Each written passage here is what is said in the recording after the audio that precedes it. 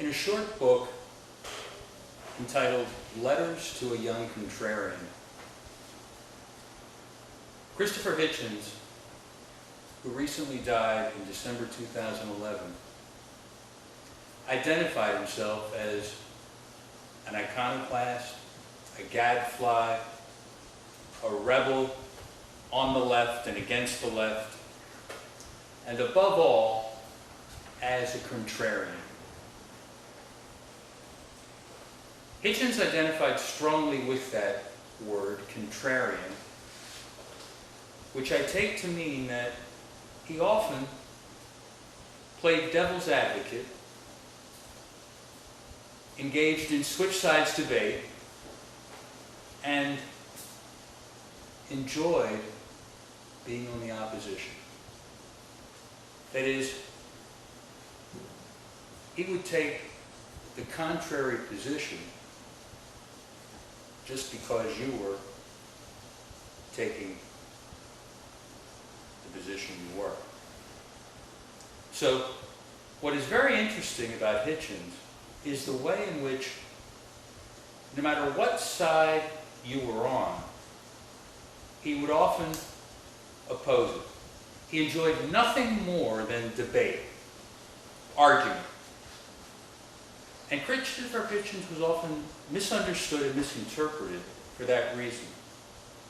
He was a man of very deep convictions, but they could not be reduced to party line thinking or any kind of ideological spectrum, right and left. He was unpredictable, he was idiosyncratic, and above all, he was original, and indeed, sometimes even delightedly perverse. He was part of an opposition for its own sake. He was often compared with George Orwell, who certainly was probably the most famous leftist, at least in Britain, of the 20th century. Another dissident figure, much less a contrarian. Once Orwell had thought through his politics, he stayed with it. He was known for being of a certain political position. And even though he was extremely controversial even before his death, becoming known in London circles as a premature anti-Stalinist, premature in the sense that during the 1930s and 40s, within the London left, to be on the left essentially meant to be a communist, which meant to be a Stalinist, given that the only official Soviet socialist regime, the only representative of socialism, was the USSR. And if you were on the left, the Soviet Union claimed to represent the left. Nonetheless, these comparisons between Hitchens and Orwell have continued, and for very good reason. And what I'd like to address this morning in greater depth are these comparisons between the two men, and especially in light of my own understanding and history of study of Orwell and the personal relationship that I developed with Christopher Hitchens. Professor Rodden, I was aware, of course, that you were on a program called Think Tank, chaired by Ben Wattenberg on PBS in the US approximately, 11, 12 years ago. So I knew that you had some kind of relationship with Christopher Hitchens. I'm wondering, is that the first time you met him, or were there other contacts before that? How did you get to know Christopher Hitchens? That was my first personal contact with Hitchens. Yeah. The appearance on Think Tank, which was a PBS documentary in 2002. And the occasion was that Christopher Hitchens and I were both publishing books anticipating the George Orwell centennial of 2003. So by mid-2002, attention to that upcoming event was building. And cultural programs such as NPR and PBS and so forth, all of which I appeared on in various local and regional stations, were contemplating some kind of commemorative or celebration event of George Orwell's centennial. That was the context in which we met. Though, of course, I read Hitchens earlier than that and actually had written briefly about him in a couple of my books. And it was a very entertaining day. We had lunch beforehand, and Hitchens certainly never hesitated to imbibe, and because we had an editor who was in attendance that had told Hitch that he would gladly pay for the meal, presumably including the drinks, Hitchens went to town. So he and I then wobbled over with Hitchens on my arm to the hotel in which the taping was going to take place, just a couple of blocks away. And it was very interesting as I was walking with him, because he was clearly already a celebrity of sorts in that little square of Washington where we were. There were probably at least 4 or 5 people within the 2 or 3 blocks that stopped us at a light or as we were crossing the street and nodded and would say things such as, enjoyed your appearance on that TV show the other night, Mr. Hitchens, and Hitchens would nod and say thank you. Or, enjoyed your review in the Atlantic, Mr. Hitchens. Thank you. Enjoyed your recent book about Henry Kissinger. Thank you very much. And so, as we entered the hotel lobby, every porter and certainly the bartenders nodded at him. In fact, as we walked into the studio room, one of the bartenders came over and said, will you be having the same as usual after the taping?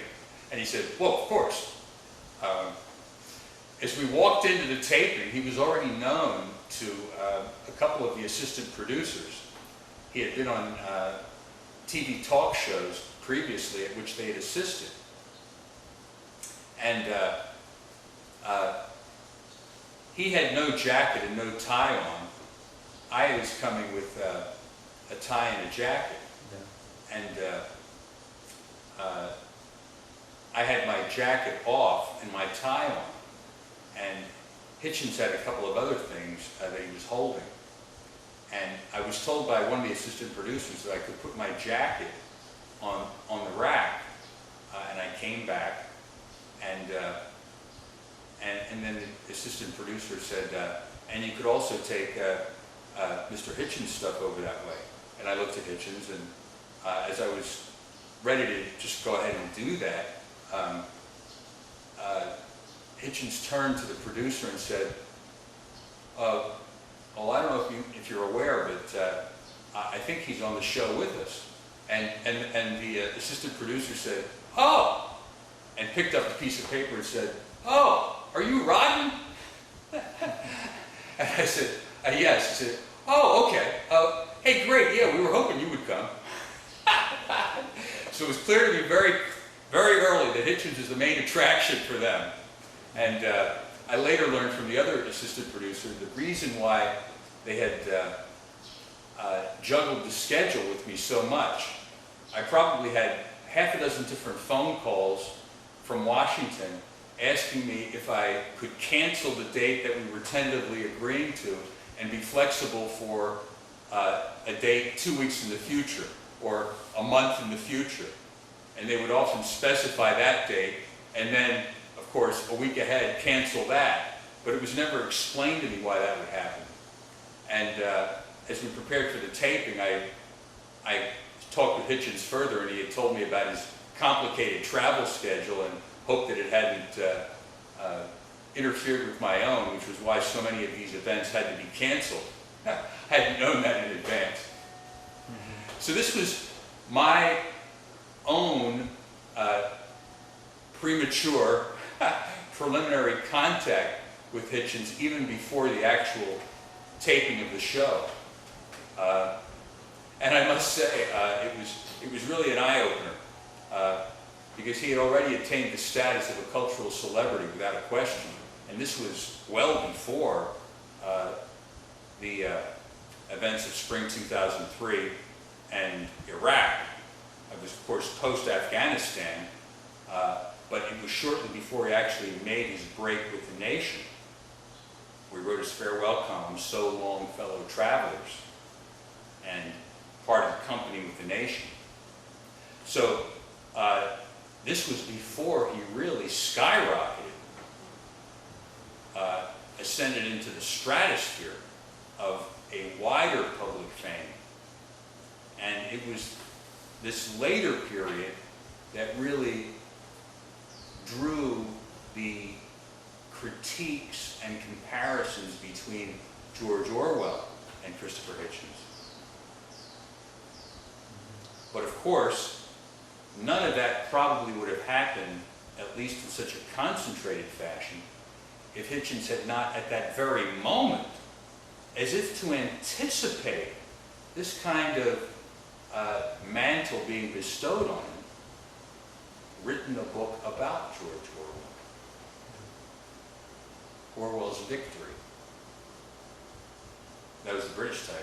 The American title was Why Orwell Matters. So a great deal of my knowledge about Hitchens derives from these kinds of encounters and personal conversations conducted with him over the last decade of his life. A very enjoyable, fruitful, and edifying relationship for me it was. I assume you, well, as you said, you still met him and worked with him, you know, for a decade after that. So could you tell us something about other meetings or?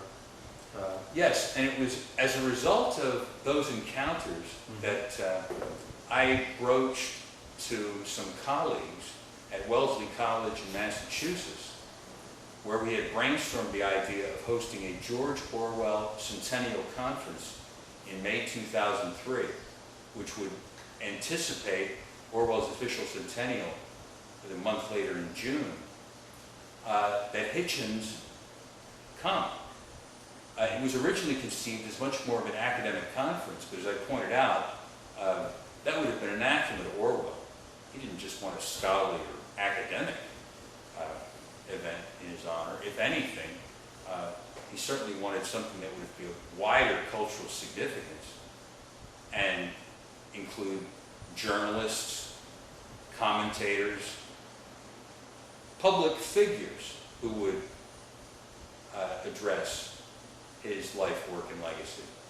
And so we wound up inviting people like Susan Sontag, her son David Reif, Daniel Bell, Eric Alterman at the Nation, and of course, especially in light of his recent book, Orwell's Victory, and Why Orwell Matters, Christopher Hitchens. And I have another humorous anecdote in light of that invitation. I had been asked by the conference organizers to do the keynote address, and was very honored to do so. And by the spring of 2003, I had it well prepared. Partly because of Hitchens' schedule, we hadn't featured him as a guest in the sense of asking him to play a special role. As with some of our other intellectual celebrities, he was extremely busy and said that he would try to come if he could and would be happy to appear on a panel and essentially field some questions. Didn't want to go to the trouble of preparing anything. And if his travel schedule allowed, he would certainly come for a modest fee. About a month before the actual event, in April 2003, he contacted the organizers and said that he would definitely be available, was thinking much more about the Orwell Conference in Orwell. Of course, he was on a book tour at that time, his American book tour, for the American publication of Orwell's Victory, Why Orwell Matters. I think that was the stimulus for him committing to a much stronger presence at our Orwell conference. That is, he was thinking a lot more about Orwell. He was actually going around and doing radio and TV interviews and even public lectures at various universities to promote the book. So Orwell was uppermost in his mind, even more so than he had been on the PBS documentary a year before. In any case, I received a phone call from the head organizer, Tom Cushman, at Wellesley College, asking the following question. Should we invite Hitchens and give him a central role at the conference? He wants an extra few $1,000s for that. And I said, well, yeah, I think we definitely should. Let's see if we can scrounge that up and do it. He's worth it, especially now. His profile is much higher as a result of Iraq and, of course, this book tour that he's doing for Orwell and all of the controversy that has arisen because of his break with the nation and so forth. He would be a major draw because we were having advertisements go out for a public audience, and there were TV stations and radio and so on that were planning to cover the event. And the Wellesley organizers fully agreed and said, well, he's also said that how much he would like to do the keynote, so we were wondering if he would step aside. And I said, I suppose, I guess if he really wants to do it, well, that would be a definite attraction for us, and of course we could then advertise it as a keynote so that it would be a much better draw for the conference. And this was all explained to me by the organizers. So somewhat embarrassed and ambivalently, I acceded to their request. And so Hitchens became the keynote speaker, and I assumed his place on his panel. Although I was not asked to field questions. Instead, I was asked to do my presentation on the panel. So there it was. That was going to be the next phase of my relationship to Hitchens.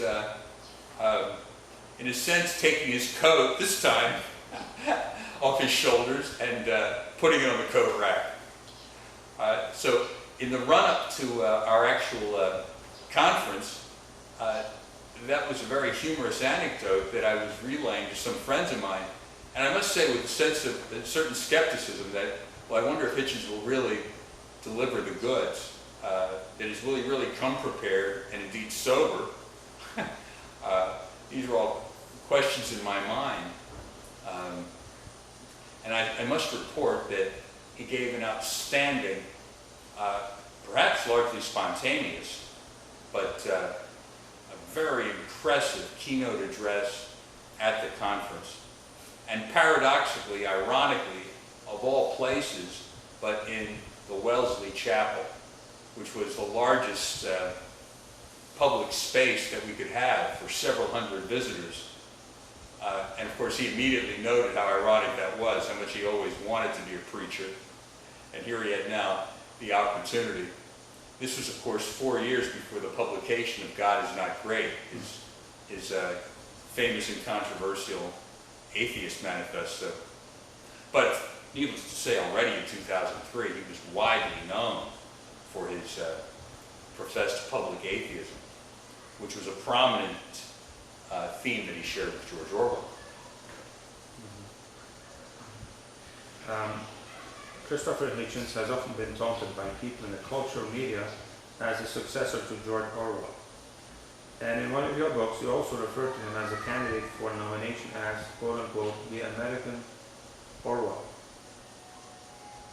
Thinking about this now, so many years later, how valid do you find this comparison? Well, let me mention this in light of the conference and then the aftermath.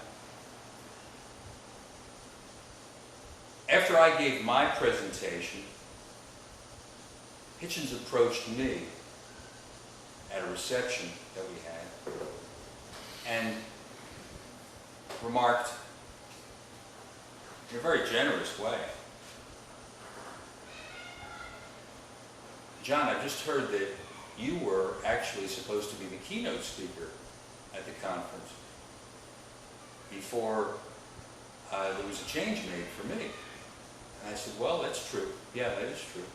So you stepped aside for me to be the keynote speaker." I said, "Well, yeah, of course. Yeah, and you did a fantastic speech, Christopher. I certainly couldn't have done better." And he said, "Well, I don't know about that. All I can say is that I had no idea that I was forcing you to step aside. And I'm a little chagrined to have done that. After all, you are the leading Orwell scholar. You're the leading Orwell scholar." And I thanked him, and there was applause. And then it popped into my head to say, "Yes, but you're Orwell. I'm just a Orwell scholar. You're George Orwell." Now, Hitchens rarely blushed, and he hadn't yet been drinking. And so it was very genuine that he disavowed the comparison, as he did in much of his written work. But I meant that seriously. And in fact, I later said something to him that he did not like, although much, much, much later, more or less between the lines, he brought it up and acknowledged that he remembered the conversation. I said to him the following night, as I sat there, a teetotaler, as I had been at the lunch, as Hitchens polished off still another bottle of his favorite, Johnny Walker Black Label, late at night, 2 a.m., "Christopher, he and I were both leaving the room. Please don't take this the wrong way.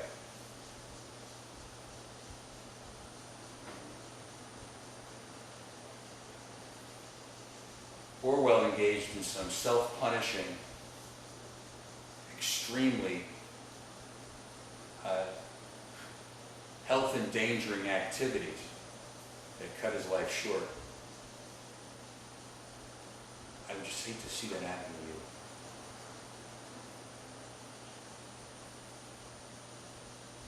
And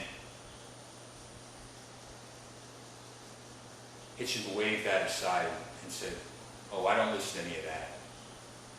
Now, there had been some invidious comparisons already made by former friends such as Alexander Coburn, colleague at the Nation.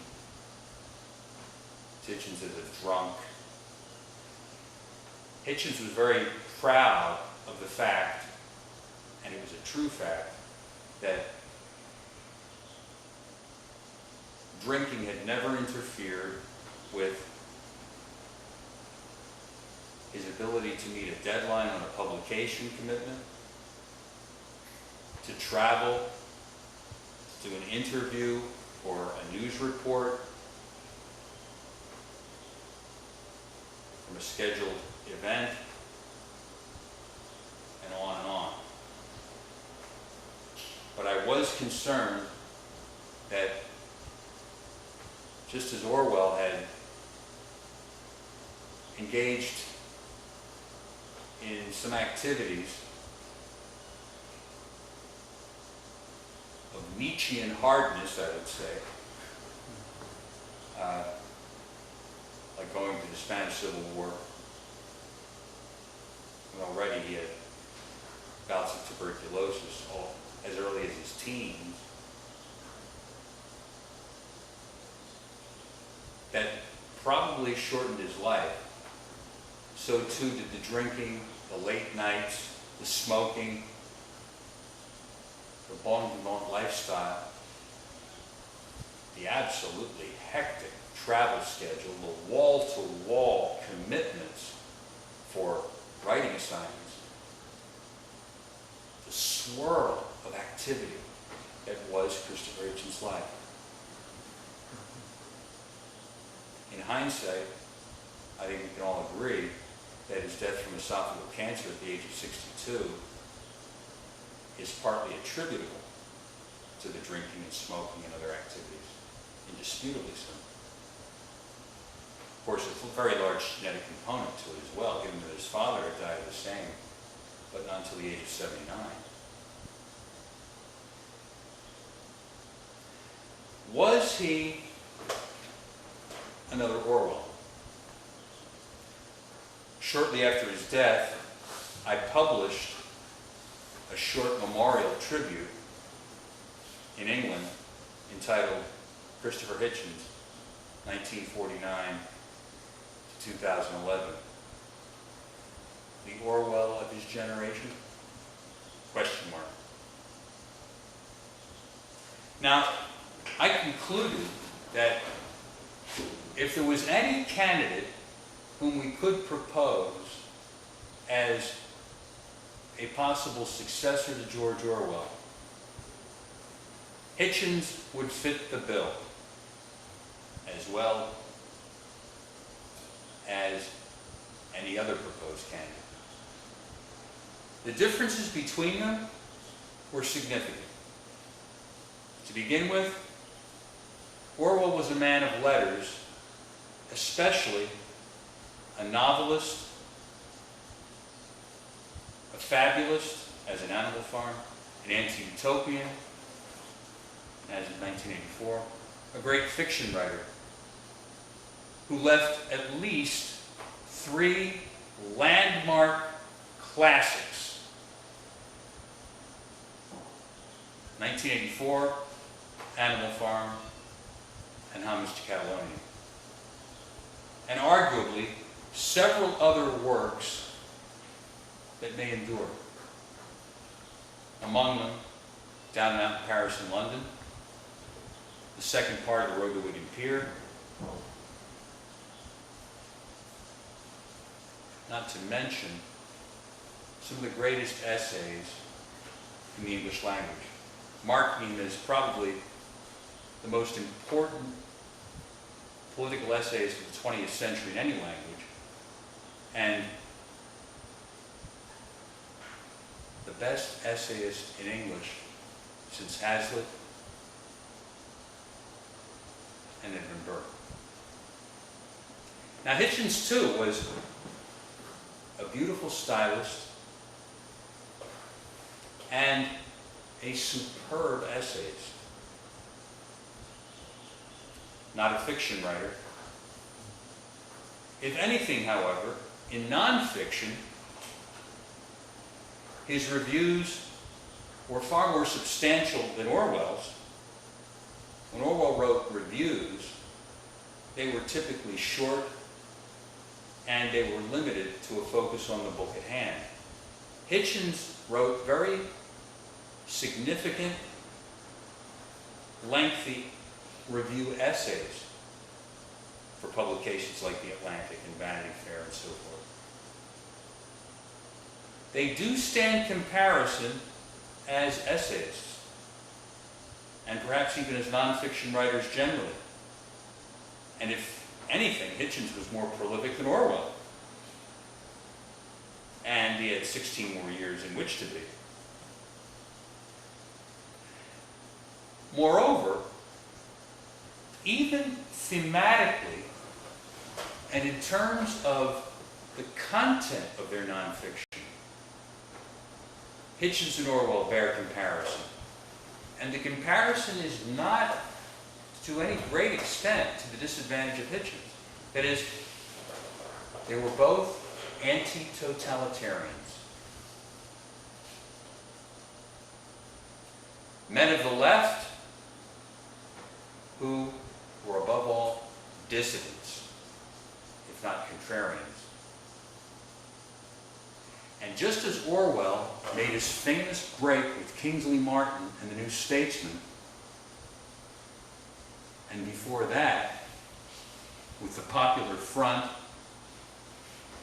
and Victor Gallant had a Left Book Club,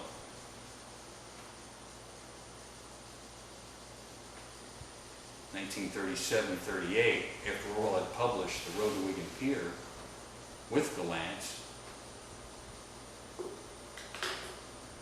he published Comments to Catalonia with a much more minor firm, Secker and Warburg. His friendship with Fred Warburg at that time was being crucial.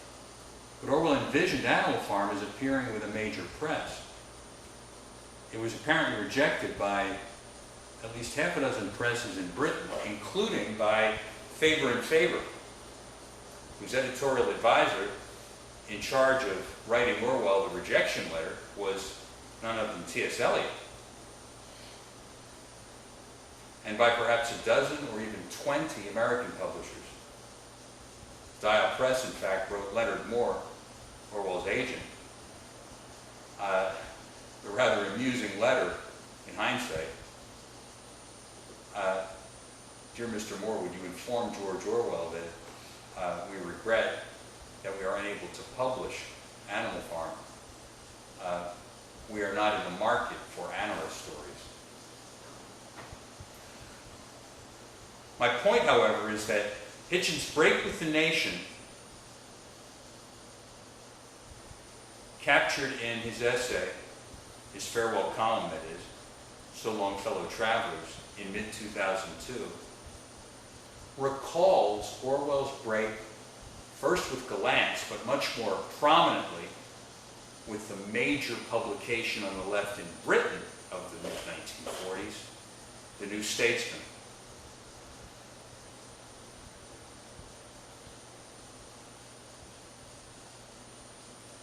Orwell came back from Spain in the 30s and tried to publish some articles about the truth of what was happening as he saw it on the Spanish front and with the loyalists, that is, Stalin's army and the international brigades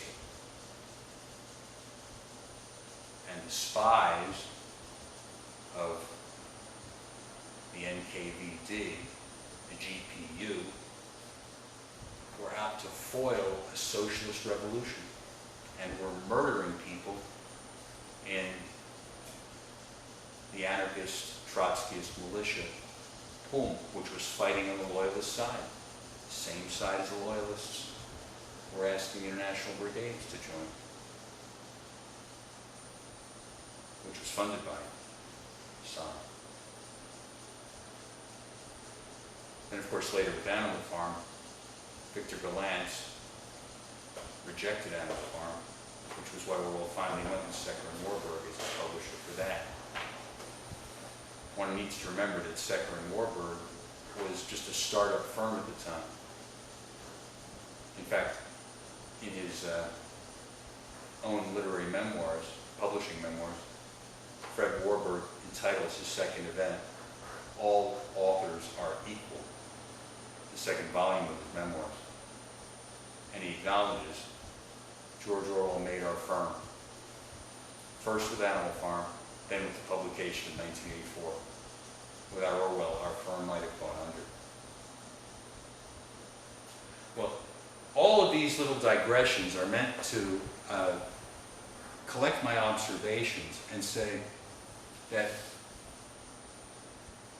in terms both of how they emerged as dissident leftists. Orwell and Hitchens bear comparison.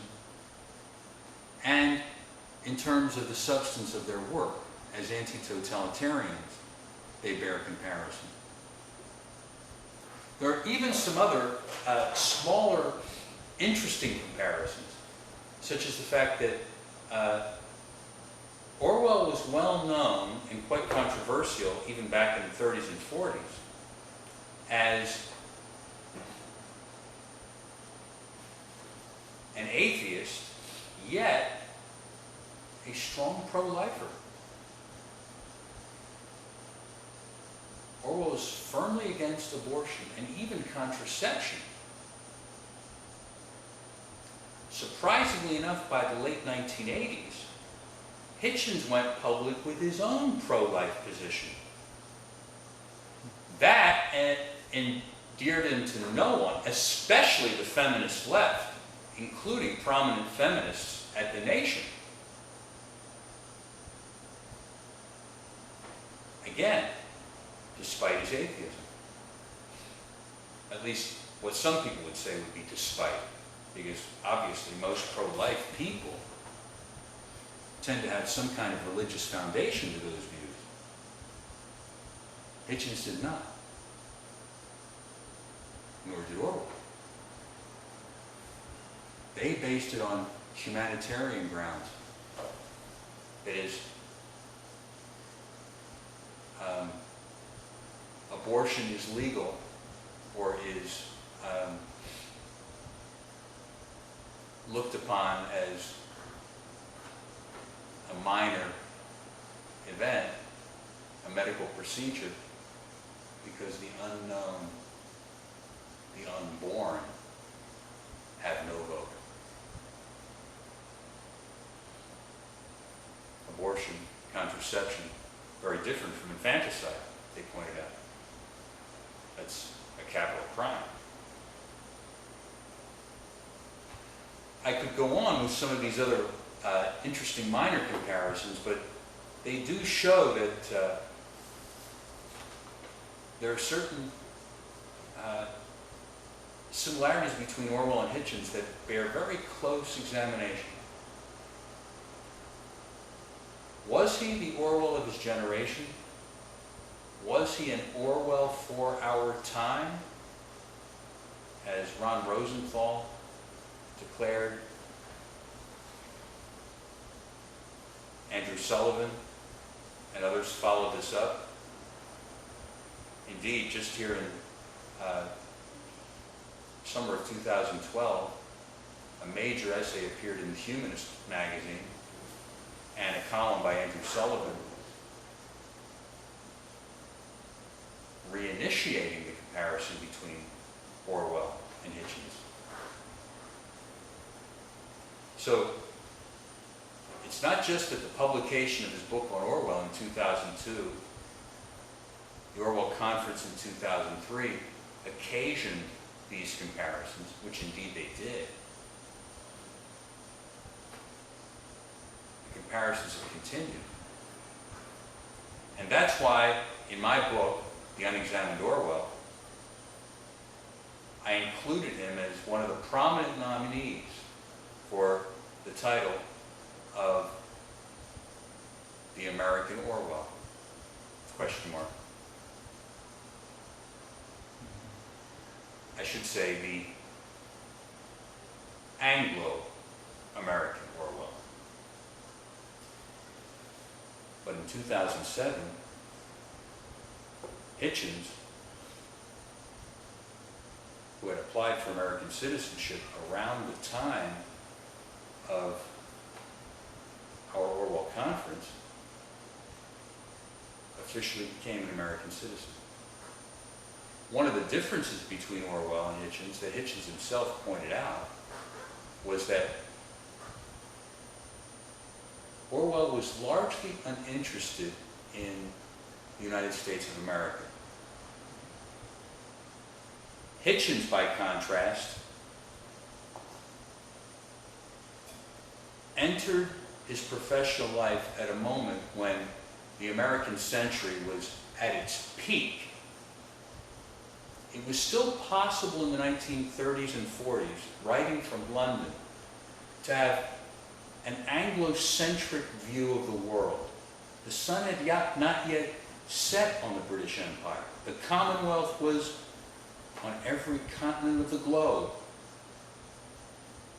With decolonization in the 50s and 60s in Africa, Asia, and elsewhere, that could no longer be said by the 1980s.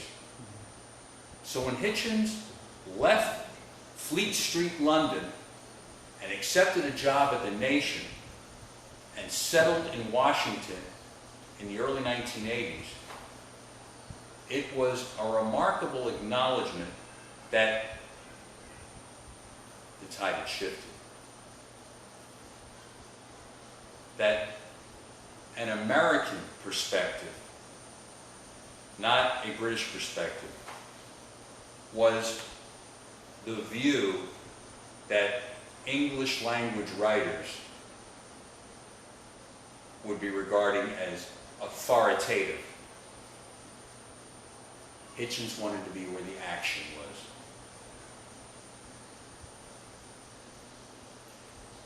He then symbolically reaffirmed that decision by choosing American citizenship in 2007.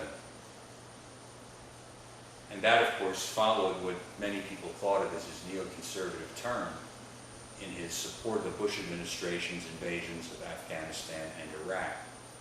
That is, that this was American public policy and he would stand behind it as an anti-totalitarian and as an anti-theocrat above all. So again, an important difference with Orwell that nonetheless needs to be acknowledged. I should mention, just on the basis of a personal conversation, that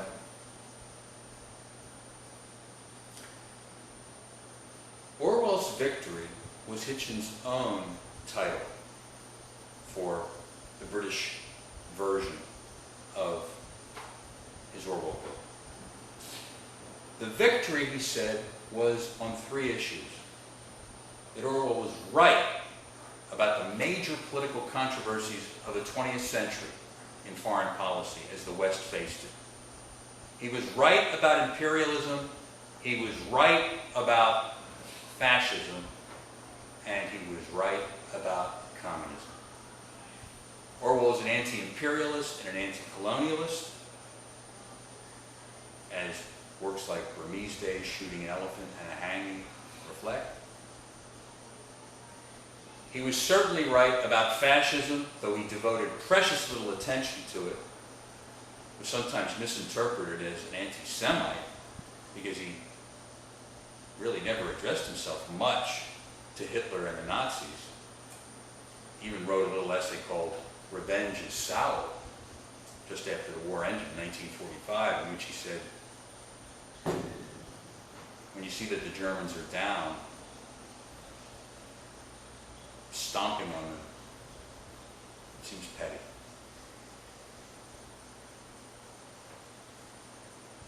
And nonetheless, his anti-fascist credentials were very clear and indisputable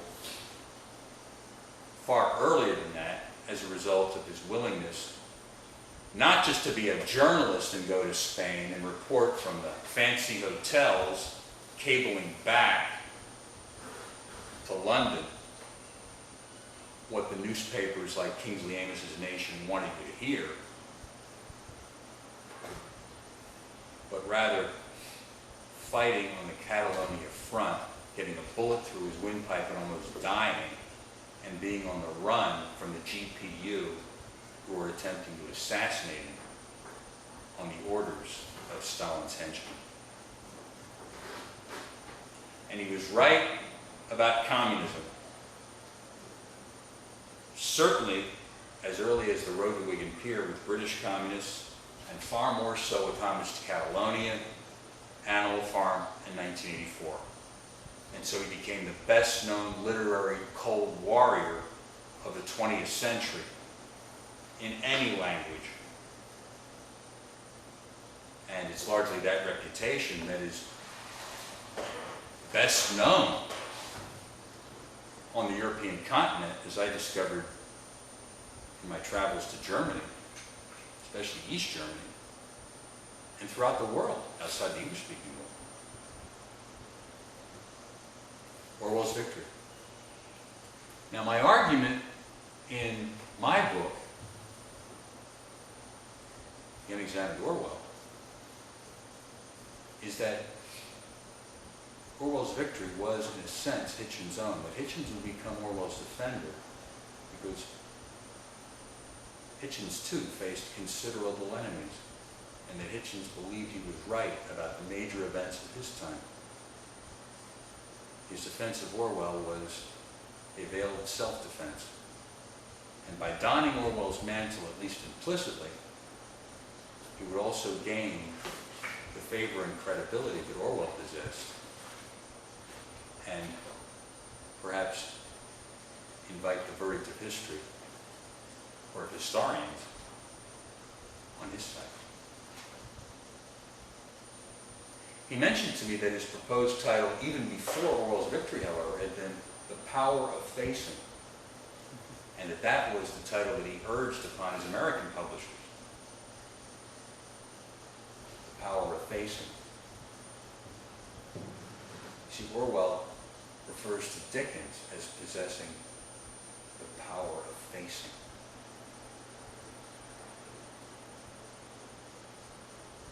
And Hitchens, too, as a contrarian, as someone who is willing to bite the hand that feeds him. After all, giving up a column at The Nation, not something that most leftists would do.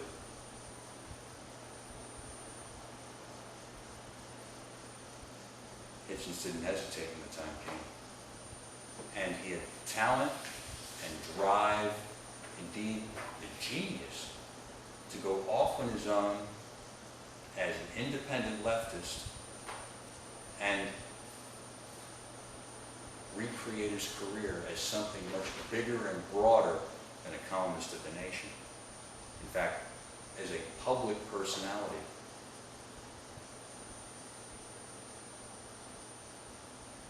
So, The Power of Facing. Why Orwell Matters was the title foisted on him by the American publishers. It's not a bad title by any means, but Hitchens really doesn't talk about that. He doesn't talk about Orwell's relation to current events. It's just by implication that one draws comparisons between Orwell's positions on World War II, for instance, or Spain, and present-day political events such as Afghanistan and Iraq. Would Orwell have supported the Bush administration's invasion? There are views pro and con. Hitchens doesn't read a syllable in his books about such contemporary events. The more appropriate title for the American publication would have been Why Orwell Mattered, that is the past tense. But of course, the American publishers didn't want that. They wanted something that would speak to American readers now.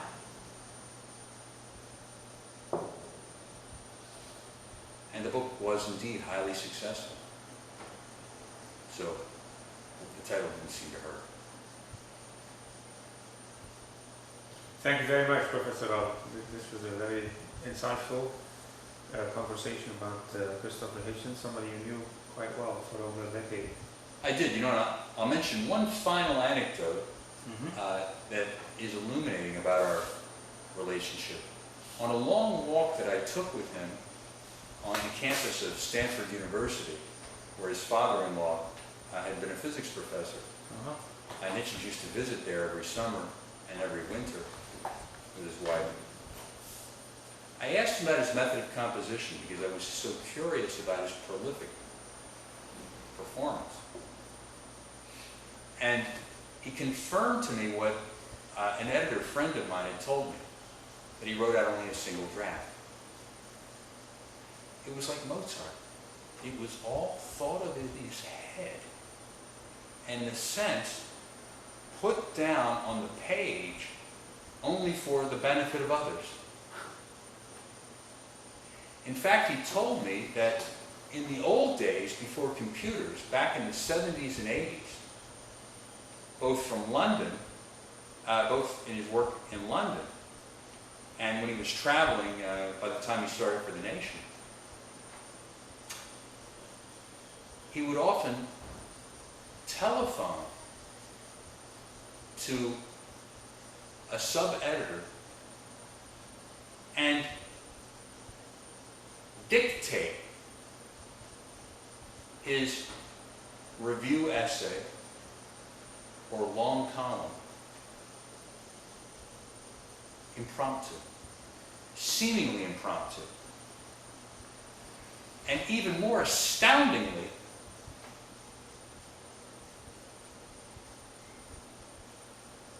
he would be able to end right around the desired word limit, even if that were 10 or 20,000 words in a cover story.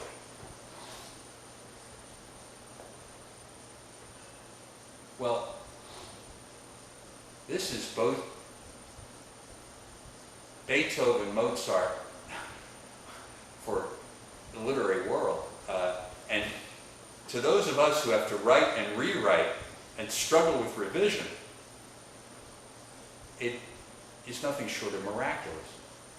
Now, I heard some of this just in very general and cursory fashion from my friend, but nothing like the detail that I was able to talk with Christopher about it. And I must say that I was awestruck and humbled. In fact, it reminded me of a little story that Stephen Spender told about W.H. Auden. At least I attribute it to that relationship. And he remarked on being at Buckingham Palace once and hearing one of the women who was a lady in waiting for one of the princesses, that no one likes to be a mere valet.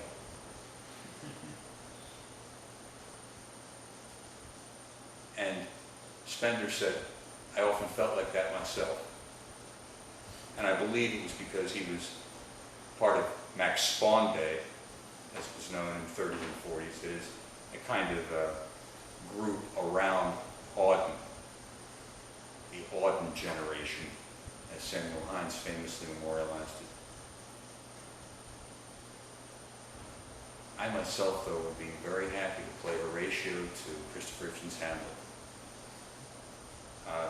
I was always simply honored to be his valet, so to speak, and take his coat to the coat rack, because that was the entree for the friendship, and I think it was a genuine friendship. He certainly acknowledged it that way to me, calling me his friend over the years. I received an email from him just 1 week before his unexpected death, in which I asked him if he would be willing simply to be interviewed by letter or phone for a new collection that I was planning to honor Orwell in Asia. He had invited me to come to Houston, but at the time I was teaching at Tunghai University in Taichung, Taiwan, which of course is sponsoring these YouTube interviews and presentations. I wasn't able to visit him at the Houston Cancer Center because of my schedule here at the university. But he immediately wrote me back 2 or 3 emails and said that I could select anything from his corpus and reprint it.